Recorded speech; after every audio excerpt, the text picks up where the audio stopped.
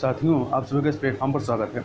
यहाँ पर हम लोग उत्तर प्रदेश पीसीएस 2021 जिसकी प्रारंभिक परीक्षा अक्टूबर 2021 में होना निर्धारित है, उसके लिए टेस्ट देख रहे हैं।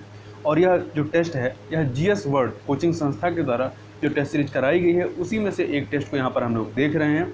और ये इस प्लेटफॉर्म पर टेस्ट नंबर 11 है, जिसका एक पार्ट हम लोग कंप्लीट कर चुके हैं, जिसमें 75 क्वेश्चन को देखा है। इससे आगे के 75 क्वेश्चन को हम लोग इस वीडियो में व्याख्या के साथ देखेंगे। तो चलिए प्रारंभ करते हैं। 76 नंबर क्वेश्चन, निरेटिक पदार्थ महासागरों के किस भाग में पाए जाते हैं? तो ये महाद्वीपीय मग्न तट में पाए जाते हैं। तो देखिए, महाद्वीपीय मग्न तट पर निक्षेपित पदार्थ अधिकांशतः स्थलीय अवसाद होते हैं, जिन्हें निरेटिक पदार्थ कहते हैं। महाद्वीपीय मग्न तट का ढाल 1 डिग्री से 3 डिग्री तक होता है। अगला है, समुद्र में समुद्री जल में पाए जाने वाली लवणता का अवरोही क्रम निम्नलिखित है, मतलब बड़े से छोटे की ओर। तो इसमें सबसे ज़्यादा आपका सोडियम क्लोराइड पाया जाता है, फिर मैग्नीशियम क्लोराइड और फिर मैग्नीशियम सल्फेट पाया जाता है। यहाँ पे ये जो इन्होंने चिन्ह बनाया है, ये गलत है, इसको इस तरीके से यहाँ पे चिन्ह होना चाहिए था। तो सी ऑप्शन आपका यहाँ पर सही हो जाएगा। तो यदि देखें समुद्री जल में पाए जाने वाले लवणों की मात्रा, तो सोडियम क्लोराइड सबसे अधिक पाया जाता है, फिर मैग्नीशियम क्लोराइड, फिर कैल्शियम सल्फेट, फिर पोटेशियम सल्फेट और सबसे कम आपका कैल्शियम कार्बोनेट रहता है। आगे चलते हैं क्वेश्चन नंबर 78 पर। तो 78 नंबर क्वेश्चन है, आइस कैप किसे कहते हैं? तो जो आइस कैप होता है वो 50,000 वर्ग किलोमीटर से कम होता है। मतलब आइस कैप सामान्यतः उच्च भूमियों को आच्छादित करते हैं, जिसका क्षेत्रफल 50,000 वर्ग किलोमीटर से कम होता है। अगला है, शोल्फ तारा निम्नलिखित किस प्राकृतिक घटना से निर्मित होता है? तो ये ज्वालामुखी से निर्मित होता है। ज्वालामुखी उद्गार के समय निकलने वाले धुआंरे के साथ वाष्प तथा गैस के साथ साथ कुछ खनिज पदार्थ भी गंधक की प्रमुखता को क्या कहते हैं? शोल्फ तारा कहते हैं। विश्व का सबसे दलदली क्षेत्र निम्नलिखित में से कौन सा है? तो सूडान बेसिन है। सूडान बेसिन मुख्यतः 300 मीटर से नीचे की ऊंचाई में आता है। यह क्षेत्र नील नदियों के द्वारा सिंचित है। यह क्षेत्र संसार के सबसे दलदली क्षेत्र है, जिसे शूड कहा जाता है। अगला है, एक फोटॉन क्या होता है? तो एक फोटॉन जो है प्रकाश ऊर्जा का एक क्वांटम होता है। भौतिकी में फोटॉन या प्रकाश अणु प्रकाश और अन्य विद्युत चुंबकीय विकिरण अर्थात इलेक्ट्रोमैग्नेटिक रेडिएशन के मूलभूत कण को कहा जाता है। फोटॉन का द्रव्यमान जो है वो शून्य होता है। अगला है, समस्थानिक क्या रखते हैं? तो समस्थानिक में जो होता है, इसमें समान परमाणु क्रमांक होता है। तो एक ही तत्व के वे परमाणु जिनकी परमाणु संख्या या परमाणु क्रमांक जो है समान किंतु द्रव्यमान संख्या भिन्न भिन्न होती है, उसे समस्थानिक कहते हैं। अगला है, यूरोप में 4 राजधानियों से होकर प्रवाहित होने वाली नदी कौन सी है? तो यह है आपकी डेन्यूब नदी। डेन्यूब नदी यूरोप की दूसरी सबसे लंबी नदी है, वोल्गा के बाद दूसरी सबसे लंबी नदी है। यह दक्षिण पश्चिम जर्मनी के ब्लैक फॉरेस्ट पर्वतीय क्षेत्र से निकलकर काला सागर में गिरती है और यह 4 राजधानी शहरों वियना, ब्रातिस्लावा, बुडापेस्ट एवं बेलग्रेड से होकर के प्रवाहित होती है और ब्लैक सी में जाकर के गिर जाती है। निम्नलिखित में से कौन सा भाग पंचायती राज की 3 स्तरीय व्यवस्था के अंतर्गत नहीं आता है? तो तहसील स्तर नहीं आता, ग्राम स्तर, ब्लॉक स्तर, जिला स्तर आता है। तो सर्वप्रथम बलवंत राय मेहता ने 1957 में पंचायती राज पर अपनी सिफारिश प्रस्तुत की, जिसमें उन्होंने प्रजातांत्रिक विकेंद्रीकरण की सिफारिश की। इसके अनुसार 3 स्तरों पर पंचायती राज संस्थाओं का गठन हुआ, जिला स्तर, ब्लॉक स्तर और ग्राम स्तर। अगला है, संविधान सभा ने राष्ट्रीय गान को कब अपनाया? 24 जनवरी 1950 को अपनाया गया। और यहाँ ध्यान रखिएगा, सर्वप्रथम 27 दिसंबर 1911 को पहली बार कांग्रेस के कलकत्ता अधिवेशन में इसको गाया गया था। क्वेश्चन नंबर 86 देखते हैं, निम्नलिखित में से किस वर्ष में भारत में अंतर्राज्यीय परिषद स्थापित की गई? तो इसकी स्थापना जो है आपकी कब होती है? 1990 में होती है। ए ऑप्शन आपका सही हो जाएगा। संविधान के अनुच्छेद 263 केंद्र एवं राज्यों के मध्य समन्वय स्थापित करने के उद्देश्य से अंतर्राज्यीय परिषद के गठन का प्रावधान करता है। अंतर्राज्यीय परिषद का गठन 1990 में होता है। किस आर्टिकल के तहत? आर्टिकल 263। कीट भक्षी पौधे जिस मृदा में उगते हैं उसमें किसकी कमी होती है? तो नाइट्रोजन की कमी होती है, इसलिए कीट का भक्षण करते हैं, जिससे कि नाइट्रोजन की कमी को पूरा कर सकें। निम्नलिखित में से कौन सा जैव अणु एक प्रकार का प्रोटीन है? तो केराटिन जो है ये एक प्रकार का क्या है? प्रोटीन है। देखिए, उन सभी अणुओं को जैव अणु कहते हैं जो किसी जीव में पाए जाते हैं। ये जटिल कार्बनिक अम्ल होते हैं। इनका निर्माण सजीवों के शरीर में होता है। जो सजीव होता है उसी के शरीर में होता है। मनुष्यों के नाखूनों एवं बालों में पाए जाने वाले केराटिन एक प्रकार का प्रोटीन होता है। अगला है एल नीनो धारा निम्नलिखित में से किस महासागरीय तट के किनारे प्रवाहित होती है? तो दक्षिणी अमेरिका के पश्चिमी तट पर प्रवाहित होती है। एल नीनो धारा दक्षिणी अमेरिका के पश्चिमी तट पर इक्वाडोर और पेरू देशों के तटीय समुद्री जल में कुछ सालों के अंतराल पर घटित होने वाली घटना है। भारत में कन्याकुमारी की अवस्थित कैसी है? तो भूमध्य रेखा के उत्तर में है। तो आप देखें भारत में कन्याकुमारी की अवस्थित कर्क रेखा के दक्षिण में और भूमध्य रेखा या विषुवत रेखा के उत्तर में स्थित है। वायुयान किस पर कार्य करता है? तो ये जो वायुयान होते हैं आपके, ये बर्नौली के सिद्धांत पर कार्य करते हैं। इस सिद्धांत के अनुसार जब कोई अश्यान व असंपीड्य तरल या वायु एक स्थान से दूसरे स्थान तक धारा रेखीय प्रवाह में प्रवाहित होता है तो मार्ग के प्रत्येक बिंदु पर इसके एकांक आयतन की कुल ऊर्जा का योग नियत रहता है। निम्नलिखित में से कौन सा अम्ल टमाटर में उपस्थित होता है? तो ऑक्जेलिक अम्ल, साइट्रिक अम्ल, एस्कार्बिक अम्ल, ये सभी के सभी जो है टमाटर में उपस्थित होते हैं। टमाटर जो है सोलनेसी परिवार का सदस्य है। इसमें लगभग 10 प्रकार के अम्ल पाए जाते हैं जिनमें मैलिक अम्ल, ऑक्जेलिक अम्ल, साइट्रिक अम्ल तथा एस्कार्बिक अम्ल प्रमुख हैं। क्वेश्चन नंबर 93 को देखते हैं। तो क्वेश्चन नंबर 93 है, भारतीय किसान कांग्रेस का पहला अधिवेशन कहाँ पर हुआ था? तो लखनऊ में, और इसका गठन भी जो है वो लखनऊ में ही होता है। कब होता है? 11 अप्रैल 1936 को लखनऊ में किसान नेताओं के द्वारा ही इसकी स्थापना की गई और प्रथम अधिवेशन भी लखनऊ में ही संपन्न होता है। वृद्ध होने की प्रक्रिया का अध्ययन निम्नलिखित में से क्या कहलाती है? तो जेरेंटोलॉजी कहलाती है। क्या कहलाती है? जेरेंटोलॉजी कहलाती है। जबकि डेंड्रोलॉजी जो है ये वृक्ष एवं झाड़ियों का अध्ययन को कहा जाता है। निम्नलिखित में से कौन सी फसल आरा मक्खी कीट से प्रभावित होती है? तो जो सरसों या राई होती है, पीली सरसों, ये इससे प्रभावित होती है क्योंकि ये जो कीट होते हैं ये पत्तियों किनारे से अथवा पत्तियों में छेद कर तेजी से उसको खा जाते हैं।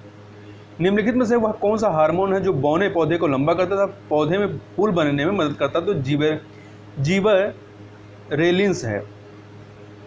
मानव शरीर की सबसे छोटी मांसपेशी कौन सी है? तो स्टेपीडियस है और सबसे बड़ी जो है वो ग्लूटियस मैक्सिमस है। आगे चलते हैं। यहाँ पे 2 सूचियाँ इन्हें सुमेलित करना है। एक तरफ विटामिन और उसके रासायनिक नाम, इनको आप सुमेलित कीजिए। तो विटामिन B5 ये पेंटाथोनिक अम्ल हो गया। विटामिन B7 ये आपका बायोटिन हो गया। विटामिन D ये आपका कैल्सीफेरॉल हो गया। विटामिन D कैल्सीफेरॉल और विटामिन E टोकोफेरॉल हो गया। इस प्रकार से 2143 आपका ए ऑप्शन सही हो जाएगा। आगे चलते हैं। क्वेश्चन नंबर 99, पीने के पानी में आर्सेनिक विष के कारण निम्नलिखित में से कौन सी बीमारी होती है? तो केराटोसिस नामक बीमारी हो जाती है। अल्कोहल से ईथर बनाने की विधि में निम्नलिखित में से किसका इस्तेमाल उत्प्रेरक के रूप में किया जाता है? तो इसके लिए जो है आपका गर्म एल्मुना, किसका?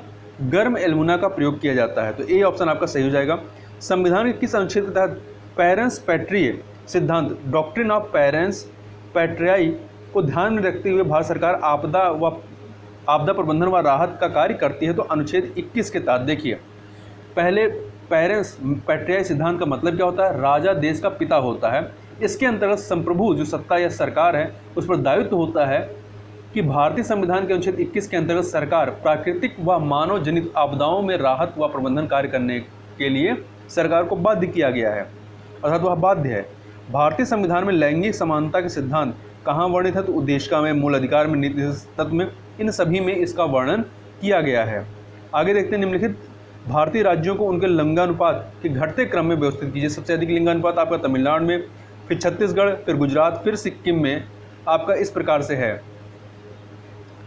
तो इसमें आपका तमिलनाडु, छत्तीसगढ़, गुजरात और सिक्किम 1, 3, 2, 4 अर्थात बी ऑप्शन आपका सही हो जाएगा। यहाँ ध्यान रखिएगा कि सबसे बेहतर स्थित जो है वो केरल की है और सबसे न्यूनतम मतलब सर्वाधिक कहाँ पे है? केरल में, और सबसे न्यूनतम कहाँ पे है? वो हरियाणा में लिंगानुपात है। आगे चलते हैं। द पॉपुलेशन बम नामक पुस्तक के लेखक कौन है? तो इस पुस्तक के लेखक जो हैं वो पॉल एहरिलिच हैं। ए ऑप्शन आपका सही हो जाएगा। आगे चलते हैं। 105 नंबर क्वेश्चन को देख लेते हैं। 105 नंबर क्वेश्चन है, भारत में नीली क्रांति के जनक निम्नलिखित में से कौन रहे हैं? तो अरुण कृष्णन रहे हैं। कौन रहे हैं? Arun Krishnan, B option. तो देखिए इनके बारे में बात कर लेते हैं। नीली क्रांति का संबंध मत्स्य पालन से है, जबकि है और इसके जनक अरुण कृष्ण को माना जाता है। जबकि जो हीरालाल चौधरी हैं ये प्रेरित प्रजनन अर्थात इंड्यूज ब्रीडिंग क्रांति के जनक माने जाते हैं। European space research organisation ISRO का मुख्यालय कहाँ पर स्थित है? तो ये पेरिस में स्थित है। यह संगठन 10 यूरोपीय देशों द्वारा स्थापित, इसकी स्थापना 1964 में की गई थी। यहाँ पर निम्नलिखित में से कौन सा सुमेलित नहीं है? देखिए, झारखंड तिलैया परियोजना सही है, तमिलनाडु। पाइकारा परियोजना कर्नाटक, शिव समुद्रम परियोजना केरल। पापनासम परियोजना जो है ये तमिलनाडु की है। कहाँ की है? तमिलनाडु के तहत डी वाला सही नहीं है। जबकि केरल राज्य में इडुक्की, सवीरीगिरी, कुटियायाडी, थोलियार आदि परियोजनाएं स्थित हैं। निम्नलिखित में से वह कौन सी मिसाइल है जो रैमजेट तकनीक से ऊर्जा प्राप्त करती है? तो ये जो ब्रह्मोस मिसाइल है ये रैमजेट तकनीक से ऊर्जा प्राप्त करती है। मिसाइल हवा में मार्ग परिवर्तन करने में सक्षम होती है तथा चलते फिरते लक्ष्य को भेज सकती है। अगला है एस्प्लेंड पार्क निम्नलिखित में से किस देश में स्थित है? तो यह जो एस्प्लेंड पार्क है ये आपका सिंगापुर में स्थित है। द्वितीय विश्व युद्ध के दौरान शहीद व लापता हुए आज़ाद हिंद फौज के सैनिकों के लिए सिंगापुर में स्थित एस्प्लेंड पार्क में युद्ध स्मारक बनाया गया है। अंतर्राष्ट्रीय ग्रामीण महिला दिवस कब मनाया जाता है? तो 15 अक्टूबर के दिन मनाया जाता है। इसका उद्देश्य ग्रामीण महिलाओं की महत्वपूर्ण भूमिका, उनके योगदान को सम्मानित करना है। बलि यात्रा किस राज्य का व्यापारिक मेला है? तो ये उड़ीसा का है। भारत का प्रथम ट्रांसजेंडर स्कूल सहज इंटरनेशनल किस राज्य में शुरू हुआ है? तो केरल में इसको शुरू किया गया है। ठीक है, कहाँ पर? केरल में। और केरल में कहाँ पे? एर्नाकुलम जिले में कलाकी सुब्रमण्यम के द्वारा इसको खोला गया है।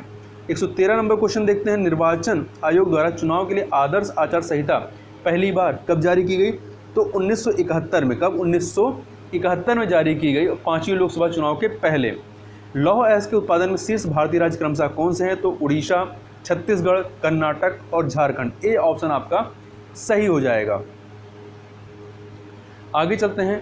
क्वेश्चन नंबर 115 है कि विश्व के समग्र स्वर्ण उत्पादन में चीन का अंश कितना प्रतिशत है? 13% है। 13% चीन का ही अकेले है। जबकि ऑस्ट्रेलिया का 9%, रूस का जो है 8% और अमेरिका का 7% है। आगे चलते हैं। 2 सूचियाँ दी गई हैं, एक तरफ खनिज और दूसरी तरफ देश, इनको सुमेलित करना है। तो देखिए, तांबा आपका चिली से, तांबा चिली। लेड है जो है आपका, लेड ऑस्ट्रेलिया से। पेट्रोलियम क्रूड वेनेजुला से। और प्राकृतिक गैस जो है वो आपकी रूस से। इस प्रकार से आपका 1, 2, 3, 4 बी ऑप्शन आपका सही हो जाएगा। भारत में बजट पद्धति की शुरुआत निम्नलिखित में से किस वायसराय के काल में आरंभ होती है? तो भारत में बजट पद्धति की शुरुआत भारत के प्रथम वायसराय लॉर्ड कैनिंग के काल में यह प्रारंभ होती है। 1857 के स्वतंत्रता संग्राम के दौरान भी उस समय वायसराय कौन था? लॉर्ड कैनिंग ही था। आगे चलते हैं। पुअर इकोनॉमिक्स के लेखक निम्नलिखित में से कौन है? अभिजीत बनर्जी व एस्थर डेफ्लो जो हैं ये इस पुस्तक के लेखक हैं। इनकी अन्य पुस्तकें good economics for hard times, poverty and income distribution in India शामिल हैं। आगे चलते हैं। क्वेश्चन नंबर 119 पे देखते हैं। 119 नंबर है सामान्य ताप पर निम्नलिखित में से कौन सा तत्व द्रव के रूप में पाया जाता है? तो ये है आपका ब्रोमीन। ब्रोमीन जो है द्रव के रूप में पाया जाता है। एक सेकेंड, 120 नंबर क्वेश्चन हुआ।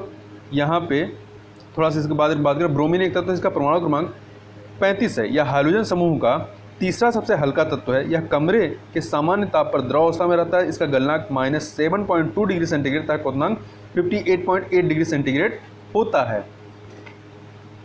यहाँ पे एक सेकेंड, 118 नंबर हो गया, फिर 120 हो गया, 119 नंबर क्वेश्चन। ये निम्नलिखित में से कौन सा जानवर ठोस मूत्र उत्सर्जित करता है? तो कंगारू चूहा जो है ये ठोस मूत्र उत्सर्जित करता है।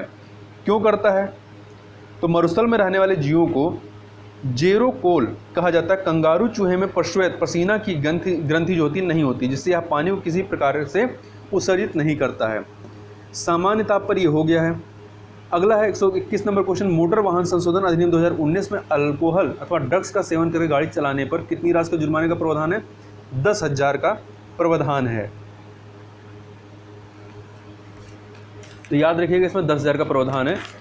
आगे चलते हैं। ई धरती ऐप का संबंध निम्नलिखित में से किससे है? तो इसका संबंध जो है वो भूमि संबंधी आवेदन व सरकार द्वारा संपत्तियों का कुशल प्रबंधन से इस ऐप का संबंध है।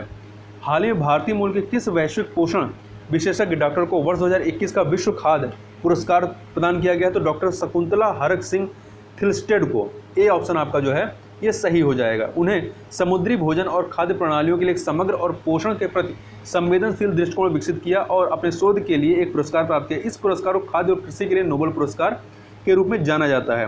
हाल ही में भारत और किस देश की नौसेना ने दक्षिण अरब सागर में पैसेज एक्सरसाइज पैसेक्स का आयोजन किया? किसने? तो भारत और किस देश ने, ये बताना है। तो इंडोनेशिया के साथ भारत ने जो है वो पैसेज एक्सरसाइज या पैसेक्स एक्सरसाइज को संपन्न किया। हाल ही में संयुक्त राष्ट्र प्रमुख ने जाने माने किस ब्रिटिश राजनयिक को संयुक्त राष्ट्र की मानवीय मामलों की एजेंसी का प्रमुख नियुक्त किया है? तो इसमें जो है आपका मार्टिन ग्रिफिथ्स, इनको जो है नियुक्त किया गया है। आगे चलते हैं क्वेश्चन नंबर 126। निम्न में से किस देश के जनसंख्या विशेषज्ञों का कहना है कि भारत जल्द ही दुनिया के सर्वाधिक आबादी वाला देश बन सकता है? तो चीन के विशेषज्ञों का ऐसा मानना है। और संयुक्त राष्ट्र यूनाइटेड नेशन का अनुमान है कि भारत साल 2027 तक चीन को पीछे छोड़कर दुनिया की सर्वाधिक आबादी वाला देश बन जाएगा। चीनी विशेषज्ञों का अनुमान है कि संयुक्त राष्ट्र द्वारा दिए गए आकलन से पहले यह स्थिति आ सकती है। अगला, हाल ही में सुप्रीम कोर्ट के द्वारा ऑक्सीजन आपूर्ति में सुधार लाने के लिए गठित राष्ट्रीय कार्यबल में कितने सदस्य हैं? तो 12 सदस्य। बी ऑप्शन आपका सही हो जाएगा। हाल ही में भारतीय रिजर्व बैंक आरबीआई ने निम्न से किसे नए कार्यकारी निदेशक के रूप में नियुक्त किया है? तो ये नियुक्त किया गया है किसको? जोश जे कटूर को नियुक्त किया गया है। जल शक्ति मंत्रालय के अनुसार हाल ही में मई 2021 में किस राज्य ने जल जीवन मिशन के तहत ग्रामीण क्षेत्रों में 100% पाइप कनेक्शन का लक्ष्य हासिल कर लिया है? तो पुडुचेरी ने किया है। यह लक्ष्य पुडुचेरी ने हासिल किया है। तो देखिए, केंद्र सरकार के फ्लैगशिप कार्यक्रम जल जीवन मिशन के तहत हर ग्रामीण घर पानी की आपूर्ति करने वाला पुडुचेरी चौथा केंद्र शासित प्रदेश बन गया है। इसके पहले गोवा, तेलंगाना और अंडमान निकोबार द्वीप समूह ये लक्ष्य प्राप्त कर चुके हैं, मतलब चौथा राज्य है या केंद्र शासित प्रदेश कहें। अगला है, हाल ही में मई 2021 में किस राज्य में एक ऑनलाइन बाढ़ रिपोर्टिंग और सूचना प्रबंधन प्रणाली का शुभारंभ किया गया है? तो कहाँ किया गया है? असम में किया गया है। ठीक है, असम में किया गया है। हाल ही में रेटिंग एजेंसी मूडीज ने वित्त वर्ष 2022 के लिए भारत के सकल घरेलू उत्पाद जीडीपी में वृद्धि दर का अनुमान घटाकर कितने % कर दिया है?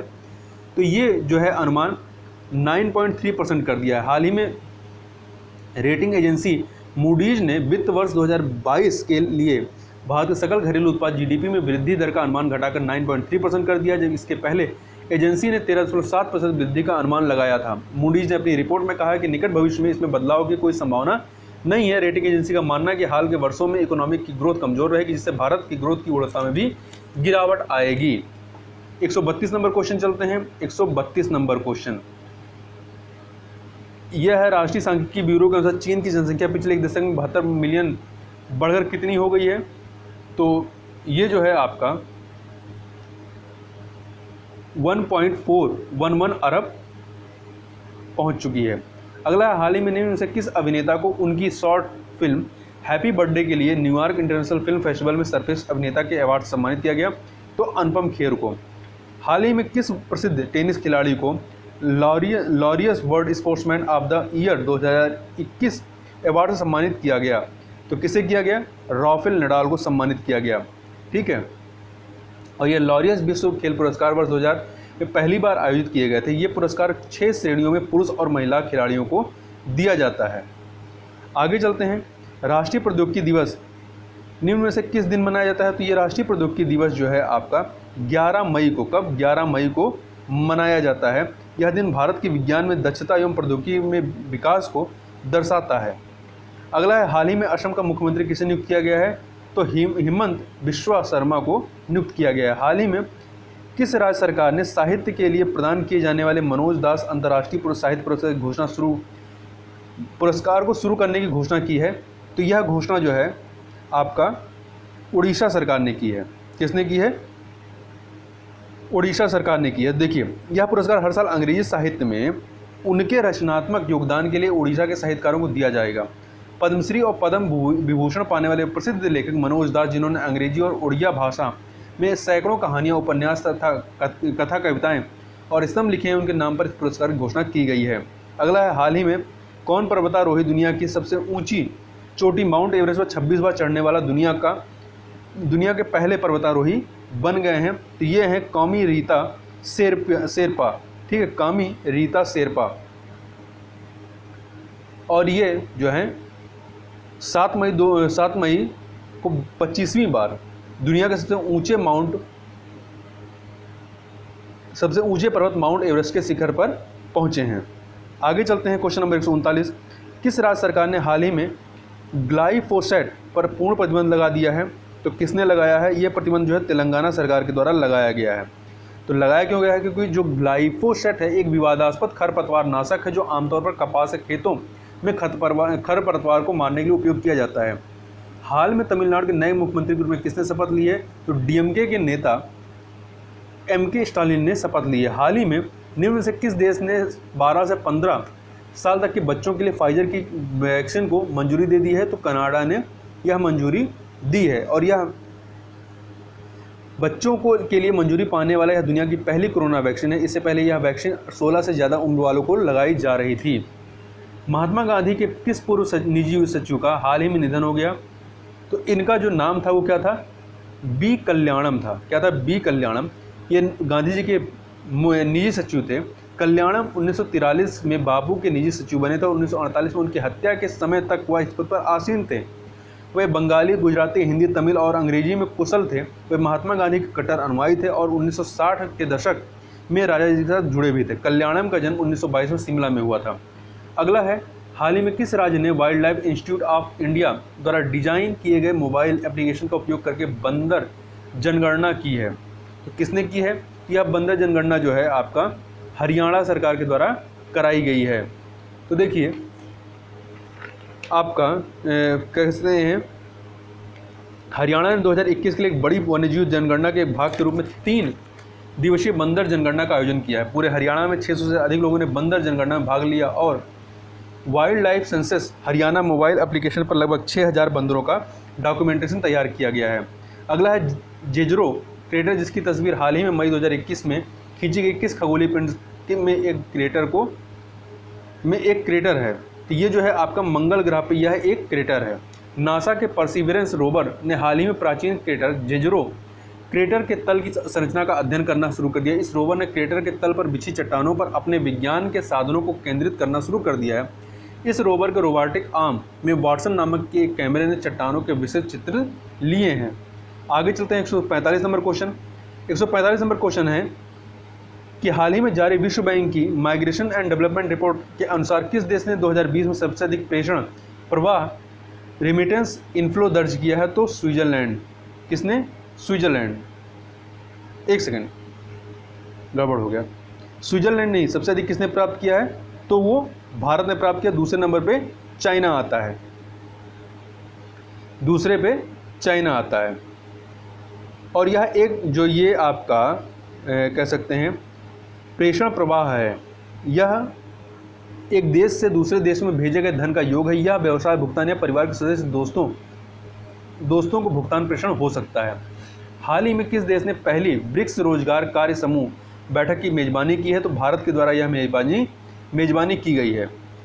भारत ने इस वर्ष ब्रिक्स की अध्यक्षता ग्रहण की है और नई दिल्ली में पहली ब्रिक्स रोजगार कार्य समूह की बैठक की।